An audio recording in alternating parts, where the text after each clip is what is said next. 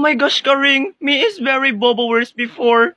The exam is very hardworking. Oh my God, my brain is now emptiness. I'm gonna faint. Pinagsasabi mo, Torjang? O yan, mag-yakult ka na nga lang. Lalo ko nabububo sa iyo. Ay, mga mukhang tuhod, magsipasok na kayo. Puro kayo dyan daldal. Nandito na si Sir. Ay, hi po, Sir. Akin na po yung bag nyo. Wag na, kaya ko sarili ko. Hindi naman ako baldado. Pasok. What?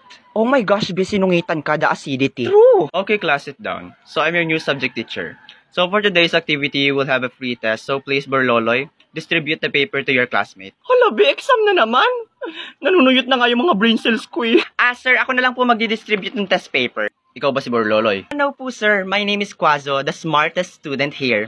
Ang bagal-bagal po kasi ni Borloloy, pinaglipo kasi yan sa pilay na bayo ko. Saka baka di niya po nag-gets yung sinabi niyo kasi English yon. Hindi yung nagsising sa utak niya. Masyado kasi siyang bobo para makaintindi. Diba? Halabi, sinisiraan ka kay sir. Hoy, Quazo, may katarata ka ba? Andito na ako, oh. Sir, wag niyo pong pansinin niya, nakakain na naman po ata yun ng ginataang Duralite. Binubulati na ba yung mata mo, Borloloy? Nasa akin na yung test paper, oh. Hindi ka na dito kailangan. Quazo, ibigay mo yung test paper kay Borloloy. Ano po, sir? Niluluga ka na ba? Ibigay mo daw sa akin. Manahimik ka nga. Ay, sir, okay lang po talaga. I volunteer naman po eh. Ay, ang kulit. Teka, ikaw siguro yung bida-bida ng klase, no?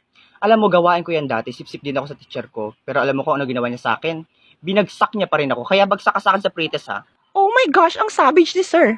Madidepress na yan, tingnan mo. Oh my God, this is very unfair. This is Wala, pangit umiyak.